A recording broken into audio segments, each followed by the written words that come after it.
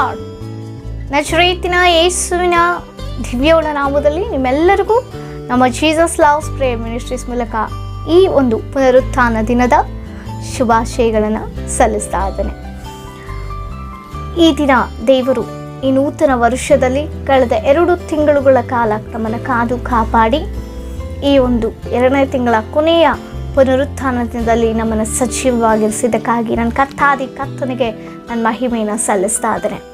So ದೇವರು ಅದ್ಭುತ ಸ್ವರೂಪನಾಗಿ ಆಲೋಚನಾಕರ್ತನಾಗಿ ತನ್ನ ಮಕ್ಕಳ ಜೀವನದಲ್ಲಿ ತನ್ನ ಹಿತವನ್ನೇ ಬಯಸುತ್ತಾ ಒಳ್ಳೆಯದನ್ನು ಮಾಡುತ್ತಾ ತನ್ನ ಒಂದು ಮನಸ್ಸಿನ ರೀತಿಯಲ್ಲಿ ತನ್ನ ಒಂದು ಹೆಜ್ಜೆ ಚಾಡಿನಲ್ಲಿ ನಡೆಯುವಂತೆ ದೇವರು ನಮಗೆ ದಿನವನ್ನು ಒದಗಿಸಿಕೊಟ್ಟು ತನ್ನ ವಾಕ್ಯದ ಮೂಲಕ ನಮ್ಮನ್ನು ಎಷ್ಟೋ ಬಲಪಡಿಸ್ತಾ ಇದ್ದಾರೆ. ಆಮೇಲೆ ಅದೇ ರೀತಿಯಲ್ಲಿ ಈ ಪರಿಶುದ್ಧವಾದ ಪುನರುತ್ಥಾನದಲ್ಲಿ ಆತನ ಸನ್ನಿಧಾನಕ್ಕೆ ನಾವೆಲ್ಲರೂ ಹೋಗಿ ಒಟ್ಟಾಗಿ ಸಮೂಹವಾಗಿ ಸೇರಿ ಆರಾಧಿಸುವಂಥ ಈ ಒಂದು ಅದ್ಭುತವಾದಂಥ ಸಮಯ, ಈ ಒಂದು ಅದ್ಭುತವಾದಂಥ ದಿನದಲ್ಲಿ ದೇವರು ನಮಗಾಗಿ ಏರ್ಪಡಿಸಿದಂಥ ವಾಗ್ದಾನ ವಾಕ್ಯವನ್ನು ಧ್ಯಾನಿಸೋಣ.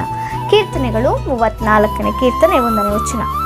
ನಾನು ಯೆಹೋವನನ್ನು ಎಡಬಿಡದೆ ಕೊಂಡಾಡುವೆನು, ಆತನ ಸ್ತೋತ್ರವು ಯಾವಾಗಲೂ ನನ್ನ ಬಾಯಲ್ಲಿ ಇರುವುದು. ಆಮೇನ್, ಹಲ್ಲೆಲೂಯಾ. ದೇವರಿಗೆ ಮಹಿಮೆ ಉಂಟಾಗಲಿ. ಹೌದು ಪ್ರಿಯರೇ, ದಾವೀದನ ಭಕ್ತನು ಯಾವ ರೀತಿ ಯಾವಾಗಲೂ ಕೂಡ ದೇವರನ್ನು ಆರಾಧಿಸುತ್ತಾ ಕಿನ್ನರಿ ಬಡಿಯುತ್ತಾ ಕಿನ್ನರಿ ಬಾರಿಸುವ ಆತನಾಗಿ ಕೀರ್ತನೆಗಳಿಂದ ನನ್ನ ದೇವಾದಿ ದೇವರನ್ನ ಮಹಿಮೆ ಪಡಿಸ್ತಾ ಇದ್ದ. ಸೊ ತನ್ನ ಜೀವನದಲ್ಲಿ ದೇವರು ಏನೆಲ್ಲ ಮಹತ್ತಾದ ಕಾರ್ಯಗಳು ಮಾಡಿದ್ರು, ಯಾವ ರೀತಿ ದೇವರು ನಡೆಸಬೇಕು ಎಂಬುದಾಗಿ ಆತನು ಒಂದು ಅನುಭವದಿಂದ ಅದು ತಿಳಿದುಕೊಂಡಿದ್ವೋ, ನಂಬಿಕೆಯಿಂದ ಎದುರು ನೋಡ್ತಿದ್ದಾನೋ, ಅದೆಲ್ಲವನ್ನ ಕೀರ್ತನೆ ರೂಪದಲ್ಲಿ ಆತನು ಬರೆದು ಆಡಿ ದೇವರ ನಾಮವನ್ನು ಘನಪಡಿಸುವ ಆತನಾಗಿದ್ದ, ದೇವರನ್ನ ಕೊಂಡಾಡುವ ಆತನಾಗಿದ್ದ. ಪ್ರಿಯ, ಅದೇ ಭಕ್ತನು ನಮಗೆ ತಿಳಿಸ್ತಾ ಇರೋದು, ನಾವು ಕೂಡ ಯಾವಾಗಲೂ ಕರ್ತನಲ್ಲಿ ಸಂತೋಷಿಸುವವರಾಗಿ, ಯಾವಾಗಲೂ ಬಿಡದೆ ಆತನ ಕೊಂಡಾಡುವಂಥವರಾಗಿರಬೇಕು. ಅದೇ ರೀತಿಯಲ್ಲಿ ನಮ್ಮ ಬಾಯಲ್ಲಿ ಆತನ ಸ್ತೋತ್ರ ಪದಗಳು ಯಾವಾಗಲೂ ಇರಬೇಕು. ಪ್ರಿಯರೇ, ನಿಜವಾಗಿಯೂ ಪ್ರತಿ ಕ್ಷಣವೂ ನಾವು ದೇವರಿಗೆ ಸ್ತೋತ್ರವನ್ನು ಸಲ್ಲಿಸ್ತಾ ಇದ್ದೇವ. ಏನೇ ಕೆಲಸ ಮಾಡ್ತಾ ಇರ್ಬೋದು, ನಾವು ದೇವರಿಗೆ ಸ್ತೋತ್ರನ ಸಲ್ಲಿಸಬೇಕು. ಇದು ಅತಿ ಪರಿಶುದ್ಧವಾದ ಪುನರುತ್ಥಾನ ದಿನದಲ್ಲಿ ನಾವು ದೇವಾದಿ ದೇವರಿಗೆ ಸಮಯವನ್ನು ಮೀಸಲಿಡಬೇಕು. ಇದು ದೇವರ ದಿನವಾಗಿದೆ ಪ್ರಿಯ. 6 ದಿನಗಳು ದೇವರು ನಮಗಾಗಿ ಕೊಟ್ಟು ನಮ್ಮ ಕೆಲಸ ಕಾರ್ಯಗಳನ್ನು ನೋಡಿಕೊಳ್ಳಲಿಕ್ಕೂ, ಈ 6 ದಿನಗಳ ಕಾಲ ನಮ್ಮ ಒಂದು ಕೆಲಸ ಕಾರ್ಯಗಳನ್ನು ನಾವು ಮಾಡಲಿಕ್ಕೂ, ಈ ಒಂದು 7ನೇ ದಿನ ಅಂದರೆ ನಾವು ಪರಿಶುದ್ಧವಾದ ಪುನರುತ್ಥಾನ ದಿನ ಮೊದಲನೇ ದಿನ ಎಂಬುದಾಗಿ ನಾವು ನೋಡ್ತೇವೆ. ಆ ಮೊದಲನೇ ದಿನ ದೇವರಿಗೆ ನಾವು ಕೊಡುವಾಗ, ಮೊದಲನೇ ಸ್ಥಾನ ದೇವರಿಗೆ ಕೊಡುವಾಗ ದೇವರು ನಮ್ಮ ಎಲ್ಲ ಪರಿಸ್ಥಿತಿಗಳಲ್ಲೂ ಜೊತೆಯಾಗಿದ್ದು ನಡೆಸ್ತಾರೆ. ಪ್ರಿಯರೇ, ಮೊಟ್ಟ ಮೊದಲಿಗೆ ಆತನಿಗೆ ಸ್ಥಾನವನ್ನು ಕೊಡಬೇಕು. ಯಾವ ರೀತಿ ಆತನು ಸ್ತುತಿಸುವುದರ ಮೂಲಕವಾಗಿ, ಆತನನ್ನು ಕೊಂಡಾಡುವುದರ ಮೂಲಕವಾಗಿ, ಆತನು ಮಾಡಿದ ಮೇಲುಗಳನ್ನು ನಾವು ಜ್ಞಾಪಿಸಿಕೊಳ್ಳುತ್ತಾ ಘನಪಡಿಸುವುದರ ಮೂಲವಾಗಿ, ಮಹಿಮೆ ಸಲ್ಲಿಸುತ್ತಾ ಮೂಲಕವಾಗಿ ನಾವು ಕರ್ತನಿಗೆ ನಾವು ಸ್ಥಾನವನ್ನು ಕೊಡುವಂಥವರಾಗಿರಬೇಕು. ಅದಕ್ಕೆ ಭಕ್ತರು ಹೇಳ್ತಾನೆ, ಯಾವಾಗಲೂ ಎಡಬಿಡದೆ ನಾನು ದೇವಾದಿ ದೇವರನ್ನ ಕೊಂಡಾಡ್ತೇನೆ, ಆತನ ಸ್ತೋತ್ರ ಪದಗಳು ನನ್ನ ಬಾಯಲ್ಲಿ ಯಾವಾಗಲೂ ಇರುತ್ತೆ ಎಂಬುದಾಗಿ. ನಾವು ಏನೇ ಕೆಲಸಗಳು ಮಾಡ್ತಾ ಇದ್ರು ನಾವು ದೇವರನ್ನ ಮಹಿಮೆ ಪಡಿಸುವಂಥ ರೀತಿಯಲ್ಲಿ, ಆದರೆ ಈ ದಿನ ವಿಶೇಷವಾಗಿ ಆತನ ಸನ್ನಿಧಾನಕ್ಕೆ ಹೋಗ್ತಾ ಇದ್ದೇವೆ.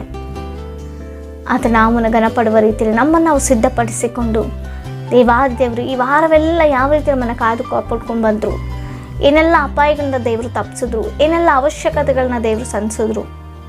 ದೇವರು ಮಾಡಿದ್ರೆ ಮಾತ್ರವೇ ಅಲ್ಲ ಪ್ರಿಯರೇ, ಮಾಡಿಲ್ಲ ಅಂದ್ರೂ ಆತನು ನಮಗೆ ದೇವರೇ. ಆಮೇಲೆ ಆತನು ಯಾವಾಗ ಏನು ಹೇಗೆ ಮಾಡಬೇಕೆಂಬುದಾಗಿ ನನ್ನ ದೇವಾದಿ ದೇವರಿಗೆ ಗೊತ್ತು. ನಾವು ಅಂದುಕೊಂಡಂಥ ಸಮಯಕ್ಕೆ ಆಗದೇ ಇರ್ಬೋದು, ನಾವು ಅಂದುಕೊಂಡದ ರೀತಿಯಲ್ಲಿ ಆಗದೇ ಇರ್ಬೋದು. ಅದಕ್ಕಂತ ನನ್ನ ದೇವರು ನಮ್ಮ ಜೀವನದಲ್ಲಿ ಏನೂ ಮಾಡಿಲ್ಲ ಅನ್ನುವಂಥದ್ದು ನಾವು ತಿಳಿದುಕೊಂಡ್ರೆ ಅದು ಬಹಳ ಬಹಳ ಮೂರ್ಖತನಕ್ಕೆ ಗುರಿಯಾಗತ್ತೆ ಪ್ರಿಯ. ನನ್ನ ದೇವರು ಮಾಡಿದ್ರು ಮಾಡಿಲ್ಲ ಅಂದ್ರು ನನ್ನ ದೇವರಿಗೆ ಸ್ತೋತ್ರ. ಯಾಕಂದರೆ ಈ ದಿನ ನಾನು ಬದುಕಿದ್ದೇನೆ, ಅದೇ ದೊಡ್ಡ ಮೇಲು. ನಮಗಿಂತ ಅನೇಕರು, ಎಷ್ಟೋ ಜನರು ಮರಣಿಸ್ತಾ ಹೋಗ್ತಾ ಇದ್ದಾರೆ.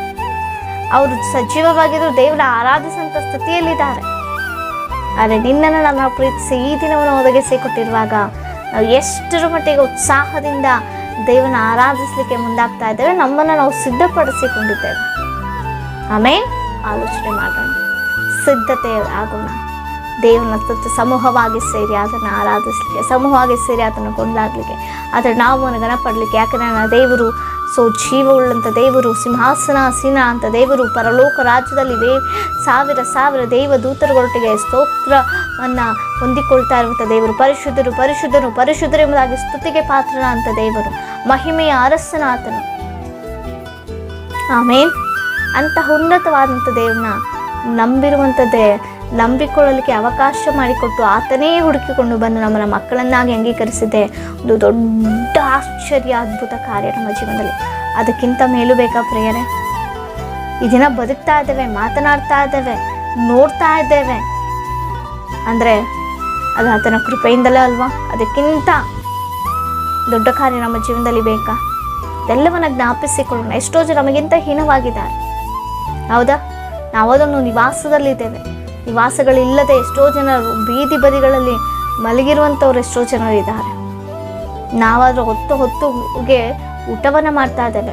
ಅದೇ ಲೋಕದಲ್ಲಿ ಎಷ್ಟೋ ಜನ ಒಂದು ಹೊತ್ತಿಗೂ ಕೂಡ ಊಟ ಇಲ್ಲದೆ ಅನೇಕರು ಪ್ರಾಣಗಳನ್ನ ಕಳ್ಕೊಳ್ತಾ ಇರುವಂಥವ್ರು ಎಷ್ಟೋ ಜನ ಇದ್ದಾರೆ. ಇದನ್ನೆಲ್ಲ ದೇವರು ಮಾಡುವಾಗ ನಮ್ಮ ಜೀವನದಲ್ಲಿ ಏನು ಮಾಡಿದ್ದಾರೆ ದೇವರು ಎಂಬುದಾಗಿ ಪ್ರಶ್ನೆ ಹಾಕಿಕೊಂಡು ಮೌನವಾಗಿದ್ಬಿಡ್ತೇವೆ. ಇದಲ್ವ ಮೇಲು? ಉಣ್ಣಲಿಕ್ಕೆ ಆಹಾರವನ್ನು, ಒದ್ದುಕೊಳ್ಳಲಿಕ್ಕೆ ವಸ್ತ್ರವನ್ನು,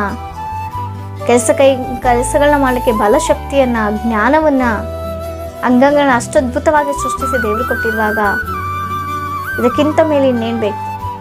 ಆಮೇನ್. ನಾವು ದೇವ್ರನ್ನ ಮಹಿಮೆ ಪಡಿಸ್ಬೇಕು. ಹಲ್ಲೆಲೂಯಾ. ಯಾವಾಗಲೂ ಎಡಬಿಡದೆ ಸ್ತೋತ್ರವನ್ನು ಸಲ್ಲಿಸಬೇಕು ಆತನಿಗೆ. ದೇವರಿಗೆ ಮಹಿಮೆ ಉಂಟಾಗಲಿ. ಸಮೂಹವಾಗಿ ಸೇರೋಣ, ದೇವರ ನಾಮವನ್ನು ಮಹಿಮೆ ಪಡಿಸೋಣ. ಒಟ್ಟಾಗಿ ಆತನ ಶರೀರದ ಅಂಗಾಂಗಗಳಾಗಿರುವಂಥ ನಾವು ಎಲ್ಲ ಶರೀರಗಳು ಒಟ್ಟಾಗಿ ಸೇರಿ ದೇವರ ನಾಮವನ್ನು ಗಣಪಡಿಸುವಾಗ ಅದೆಷ್ಟೋ ಮಹಿಮಕರವಾಗಿರುತ್ತೆ, ಅದೆಷ್ಟೋ ಆನಂದಕರವಾಗಿರುತ್ತೆ. ನಮಗೂ ಸಂತೋಷಕರ, ನಮಗೂ ಆಶೀರ್ವಾದಕರ, ದೇವರಿಗೂ ಮಹಿಮೆ. ಸೊ ದೇವರು ನಿಮ್ಮೆಲ್ಲರನ್ನ ಆಶೀರ್ವದಿಸಲಿ. ಸೊ ಈ ವಾಗ್ದಾನದ ಮೂಲಕ ದೇವರು ನಮ್ಮನ್ನೆಲ್ಲ ಬಲಪಡಿಸಲಿ. ಮೇನೆ ವಿಜ್ಞಾಪನೆಗಳು ನಮಗೆ ತಿಳಿಸಿಕೊಳ್ಳಿ. ನಿಮಗಾಗಿ ನಾವು ಪ್ರಾರ್ಥನೆ ಮಾಡುವರಾಗಿದ್ದೇವೆ. ಪ್ರಾರ್ಥಿಸಿಕೊಳ್ಳೋಣ.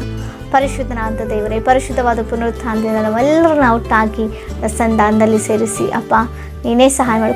ಕುಟುಂಬವಾಗಿ ಅಪ್ಪ ನಿನ್ನ ಸನ್ನಿಧಾನಕ್ಕೆ ಹೋಗಿ ಆದಂಥ ಧನ್ಯತೆ ಪ್ರತಿಯೊಬ್ಬರಿಗೂ ಕೊಡಿಸುವ. ಆನಂದದಿಂದ ಸಿದ್ಧತೆಯನ್ನು ಸನ್ನಿಧಾನಕ್ಕೆ ಹೋಗಿ ಅಪ್ಪ ಮಹಿಮೆ ಅರಸನಾದ ನಿನ್ನನ್ನು ಆರಾಧಿಸುವಂಥ ಧನ್ಯತೆ ಕೊಡಿಸುವ. ಎಲ್ಲವನ್ನು ಕರಗಳಿಗೆ ಒಪ್ಪಿಸಿ ನಜರೇತಿನ ಯೇಸುವಿನ ನಾಮದಲ್ಲಿ ಬೇಡಿ ಹೊಂದಿದ್ದೇವೆ ಜೀವನ ಪರಲೋಕದ ತಂದೆಯೇ. ಆಮೇನ್. Praise the lord.